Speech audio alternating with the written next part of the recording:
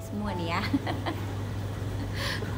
Aku sengaja bikin pagi-pagi supaya kita mandi, bangun pagi, dan kita siap-siap untuk membuat mimpi menjadi nyata. Aku dulu bukan orang yang percaya bahwa mimpi aku bisa jadi nyata. Walaupun aku yakin mimpiku itu berharga, tapi aku nggak yakin itu bisa jadi nyata karena sulitnya keadaan.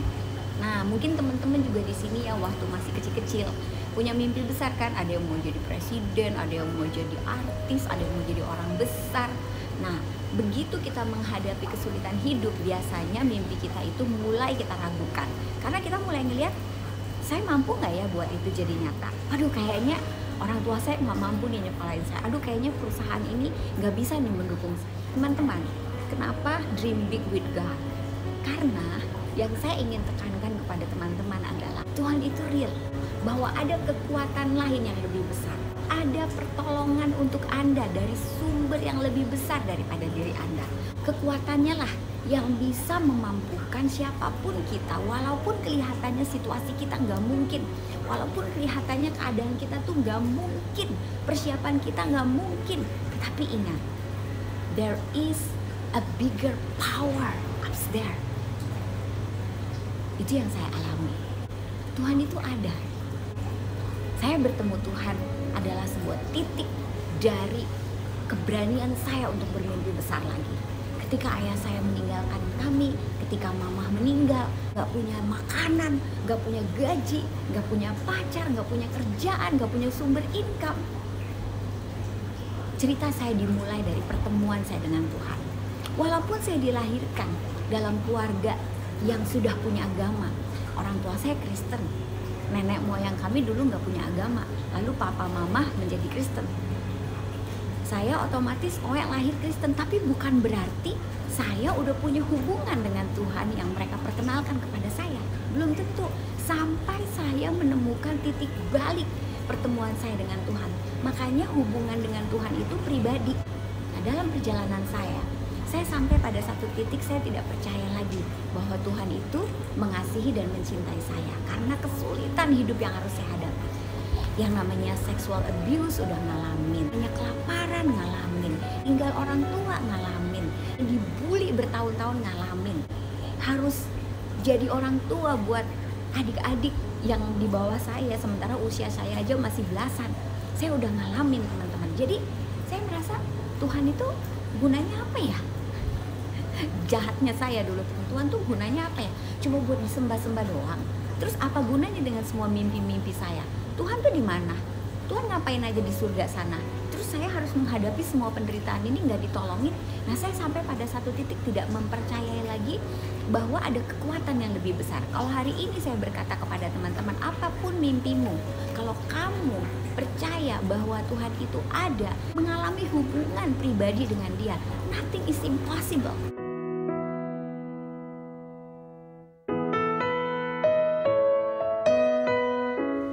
Bukan berarti terus kita jadi kayak menggunakan kuasa Tuhan buat memenuhi keinginan kita. No.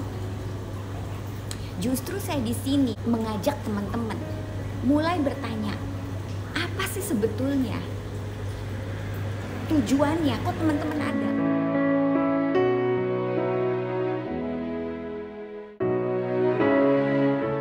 Saya nanya, buat apa saya ada di dunia ini? Buat jadi beban orang lain?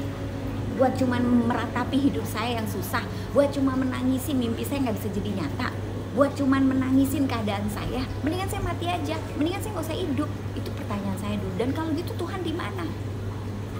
Nah, inilah yang membuat saya kemudian berbalik ketika saya menerima bahwa Tuhan sudah lebih dulu mengulurkan tangannya kepada saya dengan menawarkan kepada saya untuk menerima cintanya.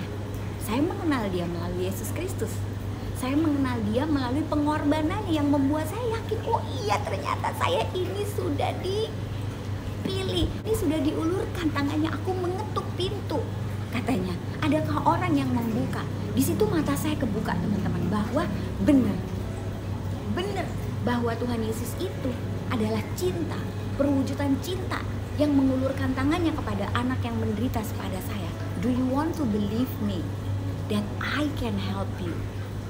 Atau kamu mau terus-terusan aja meratapi hidup kamu, kamu terus-terusan aja mau ngeliatin masa lalu kamu terus-terusan aja melihat penderitaan kamu di dunia ini, atau kamu mau datang ke saya dan menerima cinta saya, dan saya akan membuat kamu kuat untuk melewati hidup kamu.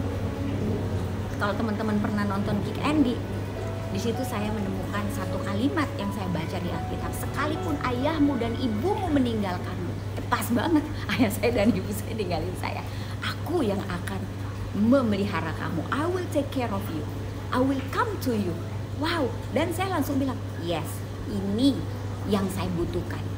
Di situ saya menemukan satu kalimat yang saya baca di Alkitab, sekalipun ayahmu dan ibumu meninggalkanmu. Pas banget, ayah saya dan ibu saya ninggalin saya, aku yang akan memelihara kamu. I will take care of you. I will come to you. Wow, dan saya langsung bilang, yes, ini yang saya butuhkan. Ada mengulurkan tangannya kepada saya untuk menolong saya keluar dari penderitaan saya, keluar dari kejahatan yang saya alamin seumur hidup sampai saya umur 19 hampir 20 tahun. Dan waktu itu teman-teman, keadaan gak berubah. Secara materi, secara fisik semuanya gak berubah, tapi di dalam diri saya berubah. Makanya saya senang banget kalau saya itu diterima, lebih bermanfaat dan berfaedah buat teman-teman sebagai inspirator, bukan motivator.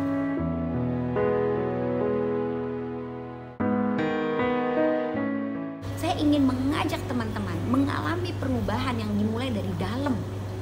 Saya hanya seperti cermin yang mengajak teman-teman bercermin bagaimana dengan mimpi teman-teman. Kenapa teman-teman ada di sini? Kenapa kita masih hidup? Anda masih hidup hari ini karena Anda punya arti. Karena Anda tuh berharga, teman-teman. Anda tuh punya sesuatu yang memang Anda harus kerjakan di dalam hidup ini. Dan nanti suatu hari kita akan menghadap Tuhan sendiri kan. Saya nggak bakalan menghadap beliau bersama suami kan, nggak bakalan sama anak, nggak bakalan sama teman-teman kan. Walaupun teman-teman sayang sama aku gitu, walaupun aku juga peduli sama teman-teman, aku nggak bisa nemenin. Kita akan menghadap sendiri. Dan saya yakin pada waktu itu kita akan ditanya, kamu ngapain aja di dunia? Kamu ngapain? Apakah kamu sudah melakukan tugas dan tanggung jawab yang dipercayakan kepada kamu? Dan saya nggak mau nanti suatu hari berdiri di hadapan Sang Halik dengan muka yang nggak tahu mau taruh di mana. Saya nggak siap teman-teman, karena itu kekekalan. Ya, jadi hidup di dunia ini yang harus kita cari nomor satu adalah kenapa teman-teman ada di dunia ini? Kenapa teman-teman masih ada sampai hari ini? Itu bukan soal cari duit, itu bukan soal beli rumah, itu bukan soal beli mobil, bukan soal narsis, bukan soal prestasi, bukan. Itu semua hanyalah akibat dari sebuah perjuangan. Kalau kita berjuang, pasti akan ada pencapaian yang kita capai. Pasti ada piala, ada uang, ada mobil, ada rumah. Itu cuma akibat. Materi itu hanya akibat dari sebuah perjuangan seorang manusia yang bekerja untuk mengaktualisasikan dirinya. Orang-orang sukses ya punya duit, orang-orang sukses ya punya achievement. Itu cuma akibat. Tapi kenapa kita mau membuat mimpi itu menjadi nyata? Karena kita tahu bahwa kita ada di sini, ada tujuannya. That's why saya ingin menginspirasi teman-teman. Why you are here? What is your purpose? Apa tujuan hidup Anda? Apakah hanya cari gaji? Apakah hanya cari income miliaran? Apakah hanya cari bisnis atau cari kesenangan di dunia ini? No, Anda lebih dari itu.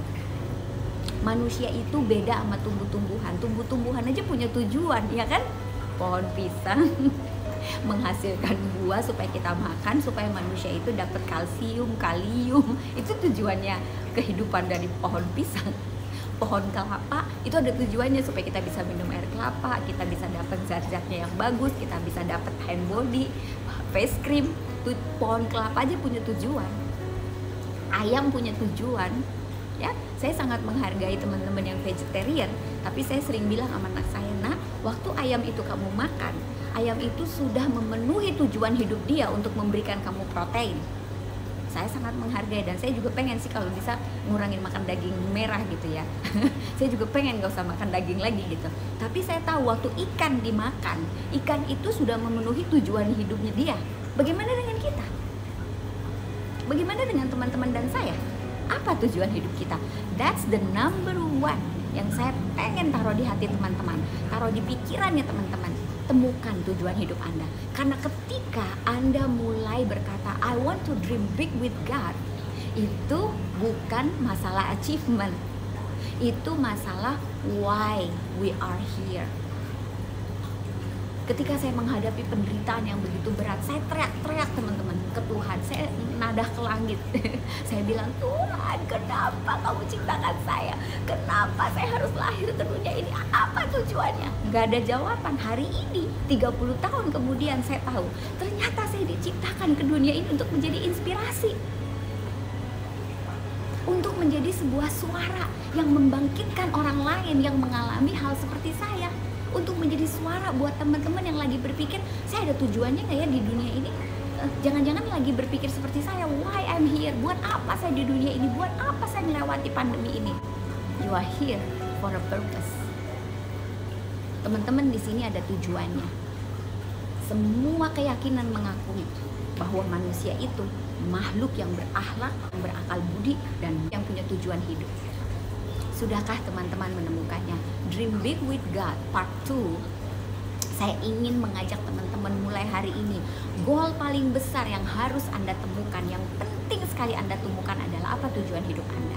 Dari semua penderitaan yang aku alami, yang dulu aku pikir aku sial, dulu aku pikir semua masalah yang aku hadapi itu karena aku suek. Tapi ternyata semua penderitaan yang kita alami hanya mempersiapkan kita untuk satu masa di mana kita akan melakukan tujuan hidup kita.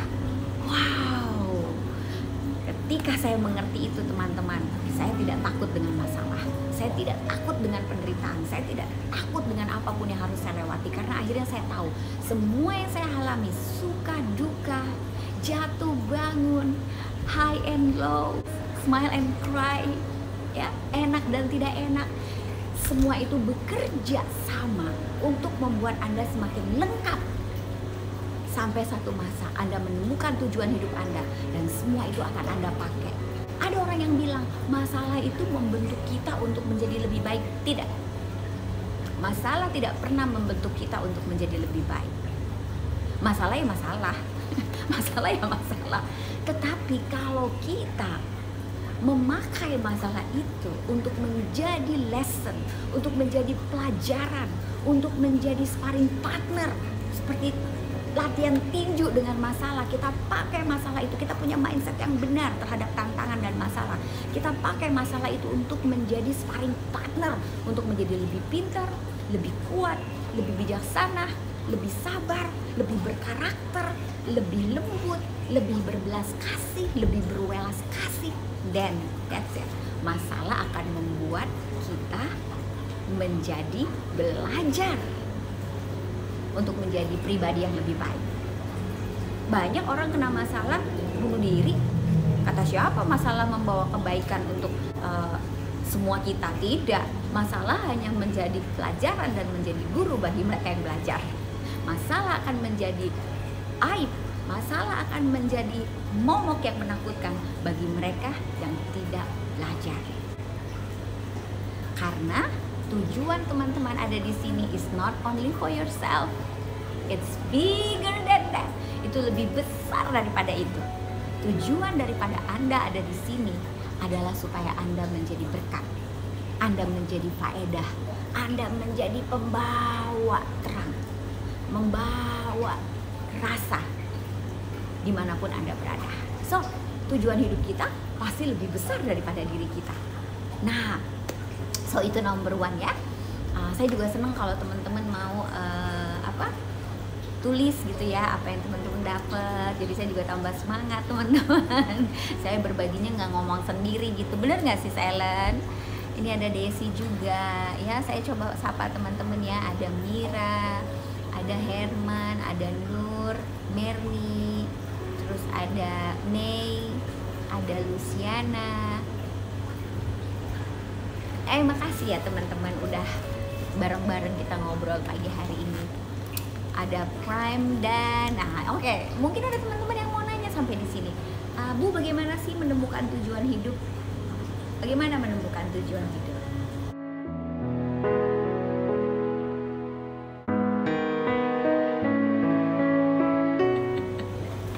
dicari ya. Kalau orang nggak pernah nyari tujuan hidupnya apa, ya nggak bakal nemu. Yang dicari duit, yang dicari prestasi, yang dicari naik pangkat, yang dicari rumah baru, dicari mobil baru, ya dapatnya itu. Anda akan dapat apa yang Anda cari. Saya nyari, teman-teman. Saya mencari, saya berdoa, Tuhan, apa tujuan hidup saya? Nah, pertama ya, doa yang merubah hidupku itu pertama adalah, Tuhan, siapa kau sebetulnya? Apakah kau sebenarnya ada?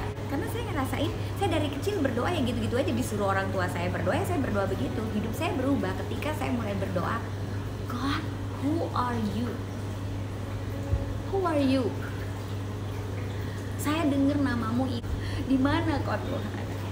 Apa hubungannya kamu sama penderitaan saya? Dia datang loh. Dia datang.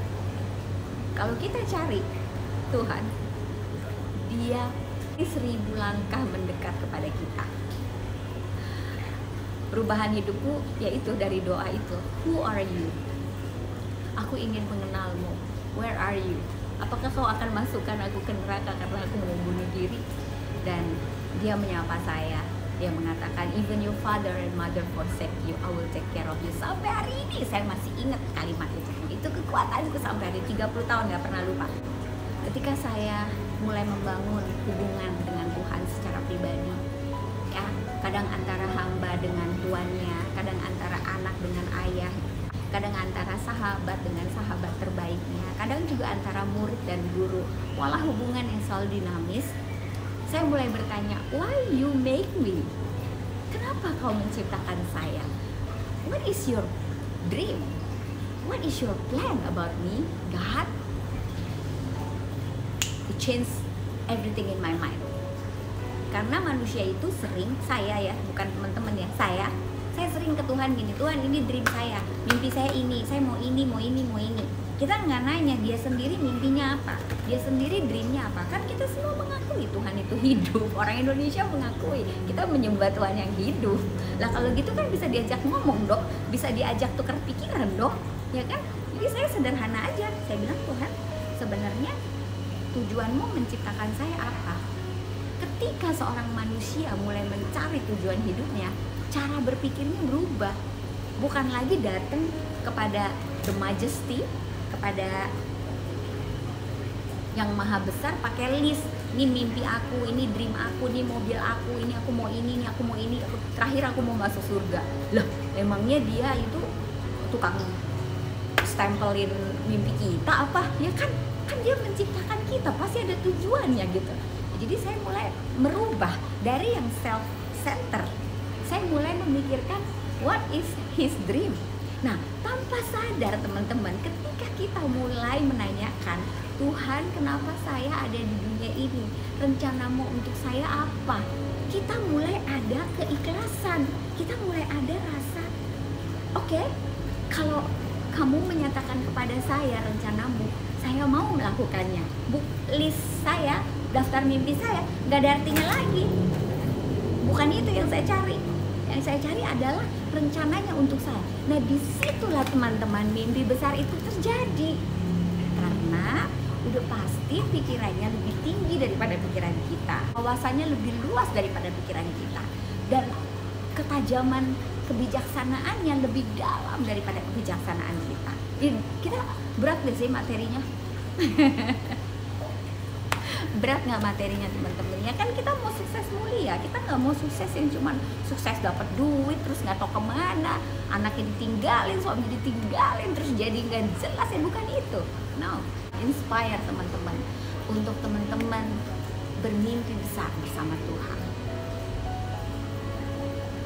Dan 30 tahun mencari tahu the purpose of my life, saya akhirnya membuat sebuah kalimat gini teman-teman.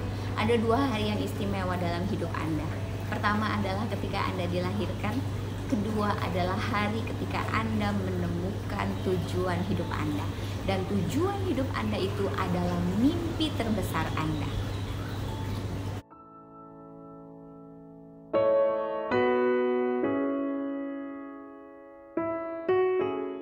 The biggest dream you ever had. wow, aku juga jadi exciting. So aku akhirnya nemuin ya tujuan hidupku lahir di dunia ini. Saya diciptakan untuk menjadi istri buat seorang suami, ya, Pak Ivan Mahyaki. Saya mesti melakoni untuk menjadi penolong dia seumur hidup saya. Dan salah satu alasan saya tetap menikah, salah satu alasan saya tetap membangun rumah tangga adalah karena saya tahu itu adalah rencana Tuhan bahwa saya menjadi istri untuk Pak Ivan. Dan tentu tugas saya adalah mendukung beliau untuk mencapai panggilan hidupnya. Kemudian yang kedua, aku juga nemuin bahwa panggilan hidupku menjadi ibu untuk 4 orang anak yang Tuhan titipkan kepada saya, ya. Anak-anak ini mesti dibimbing sampai mereka kelak menjadi manusia yang berakhlak, bermoral, berbudi luhur, mencintai Tuhan dan juga mencintai sesamanya, mencintai bangsanya. Itu tugas saya sebagai seorang ibu, mengajarkan anak-anak ini untuk tidak menjadi haters, mengajarkan mereka untuk tidak membeda-bedakan, mengajarkan mereka untuk mengejawantakan ajaran Tuhan Yesus, mencintai Tuhan dan mencintai sesama. Itu yang saya harus didik mereka, dan juga mengajarkan mereka juga untuk menemukan panggilan hidup mereka. Kemudian yang berikutnya, panggilan hidup saya adalah juga untuk menjadi inspirasi buat banyak sekali teman-teman yang mempunyai latar belakang seperti saya, dari keluarga yang susah, yang gak mungkin bikin mimpinya jadi nyata, dreamnya big tapi keadaannya mustahil, terus mesti step-step ngebangun tanpa pertolongan dari banyak orang. Tapi ya ada lah orang pasti nolong kita gitu, tapi bukan karena kita punya backing gitu ya, kita punya backing, kita punya om, kita punya tante gitu, atau kita punya orang di belakang kita yang nge-backing kita, nggak ada gitu. Bener-bener kita harus bikin yang nggak ada jadi ada gitu, yang banyak dari yang sedikit gitu ya, dari yang itu perjalanan yang nanti kita akan bahas lagi, yaitu proses. Jadi di Dream Big with God Part 2, pertanyaan saya kembali adalah, kenapa teman-teman ada di sini? Udah pernah nyari belum? Karena kalau teman-teman nyari, teman-teman akan menemukan. Kalau teman-teman benar-benar berdoa meminta untuk dibukakan, teman-teman akan dibukakan. Doa itu power, teman-teman. Doa itu adalah sebuah harapan yang kita naikkan kepada kekuatan yang lebih besar yang kita kenal sebagai Tuhan. Dia yang akan merespon, dan dia itu benar-benar hidup, benar-benar real, bisa ngomong, bisa menyatakan diri, bisa menjawab doa-doa kita. So dream big with God means that you are not alone. You are not alone. Kamu gak akan kekurangan apapun yang kamu butuhkan karena dia bersamamu. Dream big with God means kamu bukan hanya melakukan apa yang menjadi mimpimu, tapi bahkan melakukan apa yang menjadi tujuan hidupmu, yang menjadi blueprint daripada Sang Pencipta. Aku exciting banget kan? Aku exciting banget, dan inilah yang membawa meaning dalam hidup ini. Inilah yang membawa arti, karena setiap hari apapun yang aku lakukan, ketika aku menjadi istri, aku tahu aku sedang beribadah. Ketika aku sedang menjadi ibu, aku tahu aku sedang melayani Tuhan dalam rencananya.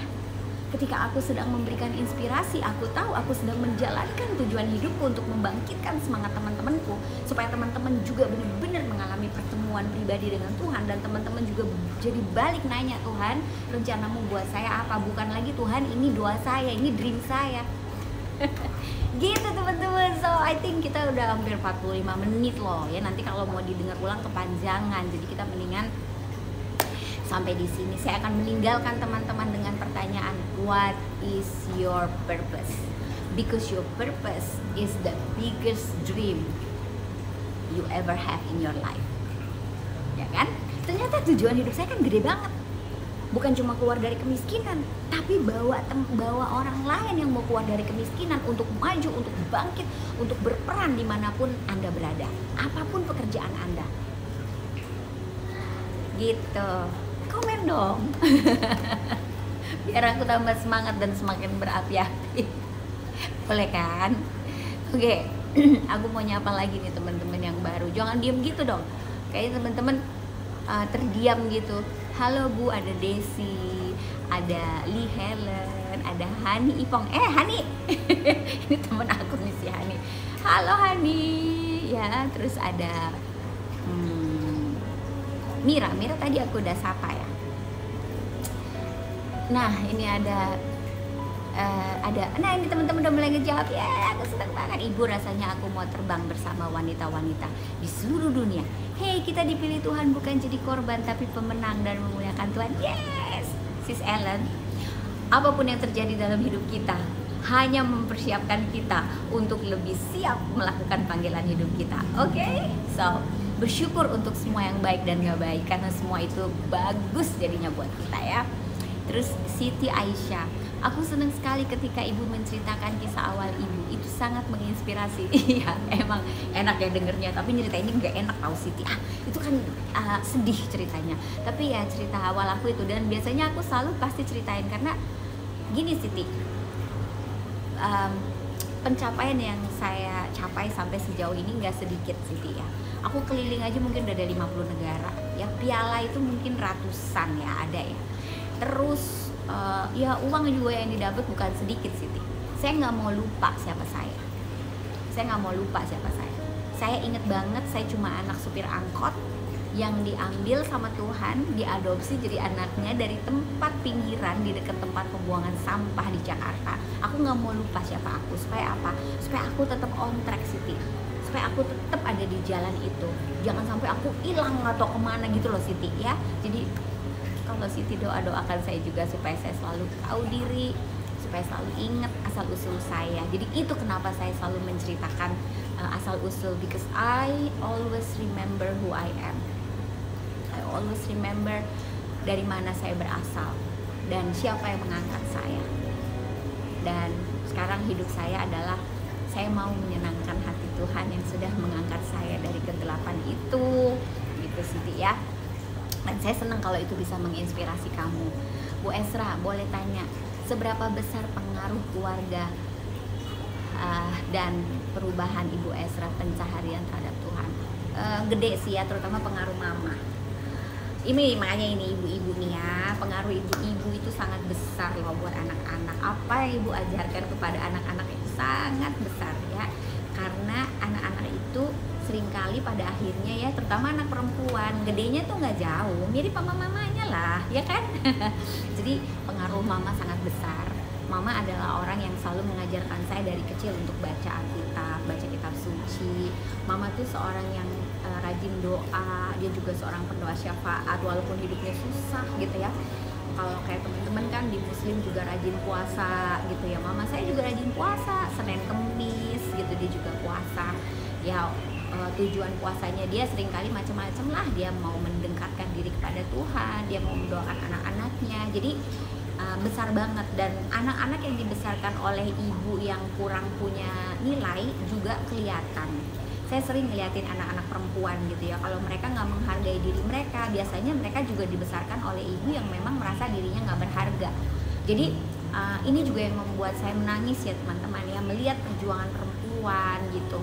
Sampai saya akhirnya bertekad, dulu saya gini, kalau aku sukses aku mau ngapain gitu, kalau aku udah sukses aku mau ngapain, aku mau jadi inspirasi, aku mau nolongin orang-orang dari latar belakang aku. Makanya itu sebabnya 3 tahun yang lalu saya mendirikan Yayasan Maharani Kirana Pertiwi yang dibangun bersama beberapa sahabat ngedukung gitu ya untuk membangun yayasan ini. Dan kita sampai hari ini nih Sis Ellen, kita tujuannya adalah empowering woman, dan kami nggak mau ngebedain perempuan dari suku, warna kulit, budaya, agama. Kami nggak mau. Kami mau menolong siapa aja ya, sama-sama orang Indonesia untuk mereka bangkit. Dan ini yang kami lakukan adalah untuk mengempower perempuan supaya mereka itu jangan putus asa ketika mereka membangun keluarga mereka, karena nggak gampang jadi ibu yang menjadi teladan buat anak-anak. Kita nggak bisa sendiri, you cannot do it alone, you need community, you need friendship. Nah di Maharani kalau teman-teman juga mau join sebagai volunteer, DM aja aku. Di Maharani kita ada grup, kita saling encourage, kita berteman, kita saling menguatkan ya. Kita juga bikin gerobak-gerobak baca di daerah untuk anak-anak yang tidak mampu, semuanya free. Kita juga rame-rame ngasih makan gratis selama pandemi ini ya. Biasanya kita hari Jumat ngasih makannya di masjid kalau ada yang membutuhkan, kemudian hari Sabtu itu umum kemana aja, kemudian hari Minggu itu kita ngasih juga kalau di gereja-gereja ada yang perlu makanan gitu kita kasih. Jadi ini adalah woman empowerment. Kita pengen banget perempuan Indonesia maju, karena aku tuh terinspirasi banget sama kalimatnya Soekarno yang mengatakan Kalau perempuan itu baik, jayalah bangsa. Tapi kalau perempuan itu buruk, negara pun runtuh. Nah, siapa yang mau empowering perempuan kalau bukan kita-kita juga gitu kan? Apalagi kita emang istilahnya sipil ya, kita nggak punya kepentingan apa-apa gitu. Kita pengen emang dari rasa compassion, dari perjuangan ngebangun keluarga ini. Aku ngeliat kita mesti hand in hand. Ada temanku yang udah gagal sekali, coba lagi kedua kali, dan kita saling hand in hand. Ada yang gagal terus udahlah nggak mau coba lagi, ya udah kita juga hand in hand gitu. Dia hidup sendiri dengan anak-anaknya, kita saling nguatin. Nah, ini dibutuhkan karena kalau perempuan Indonesia maju, pasti anak-anak kita juga maju. Kita nggak bisa di apa ya namanya ya, percaya begitu aja kepada omongan-omongan di sosial media, kepada berita-berita. Kita bisa memilih mana berita yang kita tahu ini bagus dan baik, benar, mana yang kita nggak usah ambil hati gitu. Jadi kemampuan seperti ini harus dibangun dari rumah melalui perempuan yang bijaksana, kayak gitu ya. Jadi besar sekali. Mama saya juga selalu mengajarkan saya untuk mencari Tuhan. Walaupun mama saya mengajarkan saya kepercayaannya, tapi mama saya selalu mengatakan kamu harus ketemu Tuhan sendiri. Kamu harus nyari Tuhan sendiri, karena kalau kamu ketemu Tuhan dan akan beda gitu. Dan ternyata benar, doa ibu saya dijawab Tuhan. Sampai hari ini saya memang mencari dan menemukan. Kemudian saya juga mencari tujuan hidup saya dan menemukannya dan memperjuangkannya. Sekarang saya sedang membuat perjuangan hidup untuk mimpi itu menjadi kenyataan ya. Terus Ibu Ellen, aku juga Bu, dengan pertanyaan itu di saat nggak tahu lagi apa yang harus kuperbuat, bunuh diri gak mati. Nah ini kalau si Ellen dia nyawanya banyak dia ya. Kalau saya sih nggak sempat bunuh diri. Kayaknya kalau si Ellen ini nyawanya banyak ya. Jadi saya yakin ada tujuan Tuhan untuk Anda ya. Ayo join di Maharani sis, kita sama-sama melayani. Kemudian that's right, yes, haleluya Ibu. Ada juga teman yang nanya, Mbak Nur Hayati, saya ingin bertanya, kalau misalnya kita nggak memahami apa tujuan dari masalah yang datang dari Tuhan, pola pikir seperti apa yang harus kita terapkan menghadapi masalah itu? Bersyukur Nur. Kalau kamu nggak paham apa tujuan dari masalah itu, cuman satu pilihan kamu sayang, bersyukur. Jadi saya punya lagu tuh ya, mungkin Nur coba cari lagu yang cocok dengan Nur ya. Tapi kalau ibu ada satu lagi yang semua baik, sungguh teramat baik, apa yang kau perbuat di dalam hidupku. Jadi ketika saya mengalami hal-hal yang gak bagus gitu Nur, saya malah nyanyi semua baik gitu. Jadi saya set pikiran saya untuk percaya pasti yang dirancangkannya terhadap saya baik, tapi saya nggak ngerti. Nah itu kan bersyukur Nur. Nah banyak orang tuh cuman bersyukur buat hal-hal yang besar, sembuh dari sakit, dapat rumah baru, dapat mobil, enggak, dapat masalah Nur, nggak ngerti ini kenapa ya gue ngalamin ini. Bersyukur deh. Nah pada saat Anda bersyukur secara NLP aja, secara neurolog ya, secara otak kita bekerja, otak kita itu langsung fokusnya akan kepada hal-hal yang baik gitu. Jadi akhirnya kita jadi brilian dan kita bisa menemukan faedah makna yang tersembunyi di dalam masalah itu. Saya sampai bilang gini Nur, masalah itu seperti berkah, seperti blessing yang kamu dapat tapi dibungkus sama kertas jelek. Nah jadi kalau kita punya iman, kita punya belief yang benar, kita tahu di baliknya itu adalah sesuatu yang indah gitu, kita akan bersyukur walaupun kertasnya jelek gitu ya Nur. Semoga bisa menjawab pertanyaan kamu. Bersyukur ya. Terus ada lagi Laras, Ibu di saat ini ada rasa laras di titik jenuh, merasa semua seperti menabrak tembok. Apa yang harus kulakukan Bu? Laras, kalau kamu ada di titik itu, yang harus kamu lakukan adalah make sure kamu penuh. Maksudnya apa tuh Bu? Penuh, gini sayang, kamu itu kan terdiri dari 3 unsur, spirit, mind, ya, soul, jiwa kita, cara kita berpikir, dan fisik ya. Hati-hati kalau ada di titik seperti Laras, terus fisik Laras lemah. Nah kalau fisik udah lemah, itu pasti mentally kita drop. Ingat gak dulu waktu kita sekolah dibilang di dalam tubuh yang kuat ada jiwa yang sehat, ya kan? Kalau jiwa kita sehat, tubuh kita kuat, itu berhubungan. Dan jarang sih memang kalau dalam dunia motivasi dibahas mengenai spiritual. Kalau saya enggak, saya akan selalu bahas. Dan saya juga mohon teman-teman menanggapi dengan sikap yang terbuka ya, karena saya di sini tidak ada intensional mengenai agama ya. Saya di sini intensional saya adalah buat teman-teman benar-benar menemukan hubungan Anda pribadi dengan Tuhan, dan Anda juga menemukan tujuan hidup Anda ya. Karena saya juga mau bilang bahwa di dalam keyakinan saya, di dalam keyakinan apa yang saya jalanin sekarang, saya tidak bisa memindahkan orang dari satu keyakinan ke keyakinan lain. Saya nggak punya kuasa untuk itu. Yang punya kuasa cuma Dia, karena Dia mengatakan aku yang milih kamu, bukan kamu yang milih aku. Jadi saya nggak punya kuasa. Itu semua adalah kewenangannya Tuhan yang Maha Kuasa ya. Jadi anugerah, rahmat dan ridhonya kepada kita ya. Jadi pada saat laras seperti itu, make sure spiritual kamu kuat ya. Make sure kamu mesti membangun hubungan di dalam spiritual yang kuat. Karena kalau kamu lagi nabrak masalah, hati-hati. Badan olahraga, latih badan kamu olahraga, mau nggak mau laras. Karena ini kan partner ya, badan kita ini partner. Kalau dia nggak kuat, kita gimana mau ngadepin masalah, bener nggak? Jadi gimana Bu cara? Kalau aku sih simple aja ya. Mau badannya tambah kuat, kurangin gula aja. Kurangin gula, karena begitu gula dikurangin, maka seluruh eksistensi tubuh Anda akan berfungsi dengan baik, terutama otak ya, dan banyak banget penyakit itu bersarangnya di gula gitu. Jadi kalau Anda udah merasa, saya terlalu lemah, saya cepet drop nih, teman-teman aku nih yang suka, aduh aku lagi mumet, aku lagi pusing, aku lagi down, sebenarnya fisiknya dia lemah gitu. Ini buat teman-teman aja ya, karena aku sangat aware dengan 3 ini, spirit, mind, and body. Saya sekarang umur 50, tapi puji Tuhan ya, Laras, Ibu 50 tahun ini merasa lebih sehat daripada waktu 19 tahun. Saya lebih sehat 19 tahun, tahu gak sih, saya makan Indomie tiap hari. Saya bukan bilang Indomie itu jelek, tapi vitaminnya apa dong kalau makannya Indomie tiap hari? Tahu dong kenapa makan Indomie tiap hari? Karena emang gak ada uang. Gitu. Jadi saya sekarang kan makannya lebih milih. So aku sekarang emang lebih sehat daripada dulu karena saya menjaga spirit saya, menjaga hubungan dengan Tuhan. Caranya gimana Laras? Baca kitab suci lah. Kamu kan punya kitab suci, Ibu juga punya kitab suci kan. Saya baca Alkitab setiap hari. Saya catat apa yang saya dapat dari Alkitab. Saya catat Tuhan ngomong apa. Kemudian saya baca buku.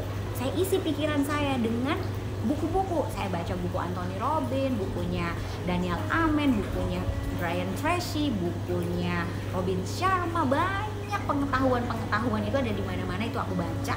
Teman-teman juga baca buku aku dong ya, ada 2, ada Selling with Attitude, itu buat bisnis, terus Perempuan di Rumah Bercahaya Emas, bisa beli, karena kalau beli buku itu udah ikut nyumbang juga ke Yayasan Maharani ya, bisa DM saya, nanti saya kirim. Terus aku baca buku, dari buku-buku itu aku catat Laras pelajaran apa yang aku dapat. Terus yang ketiga nih Laras, aku juga menjaga fisikku. Saya kurangin gula, saya hitung karbo yang saya makan setiap hari. Aku cuma makan sekitar 1000 karbo setiap hari. Kenapa? Supaya saya ini bisa melakukan panggilan hidup saya. Jangan sampai badannya rusak, tugasnya belum selesai gitu.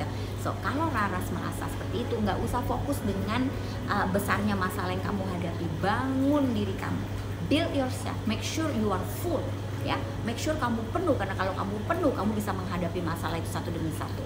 Dan tips untuk menghadapi masalah yang banyak adalah selesaikan satu demi satu dari yang kamu bisa aja. Yang kamu nggak bisa gimana Bu? Kamu sujud berlutut minta tolong sama Tuhan gitu sayang. Nanti satu-satu kamu akan lihat kamu beresin itu ya. Oke, Ibu juga doain semoga Laras kuat, semoga Laras bisa melakukan apa yang kita bahas hari ini ya. Oke, kalau kamu butuh nasihat-nasihat lebih jauh, DM aku aja, mudah-mudahan aku bisa menyempatkan waktu untuk nguatin kamu ya Laras. Kemudian Ellen, Ibu, you are so beautiful and so humble like my Jesus keep shining Bu.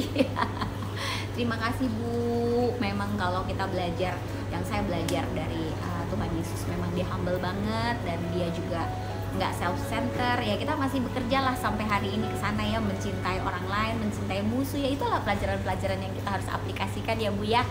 Kemudian Nur Hayati ya, wah makasih Ibu Esra. Itu ada Berta, hai Berta, ini juga adikku yang cantik sekali dan selalu semangat, juga punya tujuan hidup, punya purpose kenapa Berta ada. Dan ingat Berta, semua yang kamu alami hanya mempersiapkan kamu untuk mencapai tujuan hidupmu. Yes, memberkati sekali Bu ya. Desi makasih. Kemudian ada Messi ya, Novita, haleluya, yes, praise the Lord. Oke, ini ada Desi. Ketika kita ada persoalan, kita 3 menit lagi habis nih. Ketika ada persoalan, justru itu yang membentuk kita. Dan selama buat kita melihat janji Tuhan, iya dan amin Bu. Kita sering bersungut padahal ada berkat luar biasa. Iya, mulai hari ini ayo kita barengan nih yang hadir. Kita stop ngomel-ngomel, stop bersungut-sungut, stop komplain, stop ngeng-ngeng. Kamu bukan victim ya. Kamu bukan victim. Pada waktu kamu lahir, saya lahir, kita nggak punya pilihan. Orang tuanya ditentuin, agamanya ditentuin, sukunya ditentuin, tempat lahirnya ditentuin. Tapi ketika kita semakin dewasa, hidup kita adalah pilihan kita. Kita yang menentukan apa yang akan kita lakukan. Dan saya mau mengajak Anda semua untuk bermimpi bersama Tuhan. Pilihlah bermimpi besar bersama Tuhan. Dan kalau Anda mau tahu caranya, Anda punya hubungan dengan Tuhan secara pribadi. Kedua, Anda tanya sama Dia, apa tujuannya Anda diciptakan. That's your purpose. That's the biggest dream in your life. Aku benar-benar hidup tuh jadi exciting ketika aku tahu, wah pantesan aja gue lahir di keluarga miskin, pantesan aja gue ngalamin pelecehan seks, pantesan aja gue ngalamin kesusahan. Ternyata sekarang aku jadi inspirasi. Wow, so aku pakai semua itu teman-teman. Jadi sekarang kalau ada masalah datang, yes, ini modal aku lagi, ini modal aku lagi, ini modal aku lagi, gitu ya. Jadi nggak ada yang menghancurkan kita. Keren dan dahsyat, tahu diri, daughter of the Most High. Teladan kita, aduh ya. Kalau belum menjadi ibu boleh ikut komunitas, boleh oleh teman-teman. Kita akan jumpa lagi di Dream Big with God part 3. Dan saya harap saya dengar cerita teman-teman bagaimana teman-teman menemukan tujuan hidup Anda. Ada 2 hari yang istimewa dalam hidupmu, hari kamu dilahirkan dan hari kamu menemukan tujuan hidup kamu. Kemarin hari kebangkitan nasional. Jadi hari ini kita masih bisa untuk membuat hari ini adalah hari kebangkitan kita untuk tujuan hidup kita. Kita nggak akan jadi victim, kita akan jadi victor, kita akan jadi pemenang, kita nggak akan jadi loser, kita akan jadi winner. Oke teman-teman, thank you ya udah hari ini. Terima kasih Bu, sangat memberkati sekali. Oke, bye-bye semua teman-teman, sampai jumpa lagi, love you. Ya, yang belum kejawab DM aku ya. Dadah.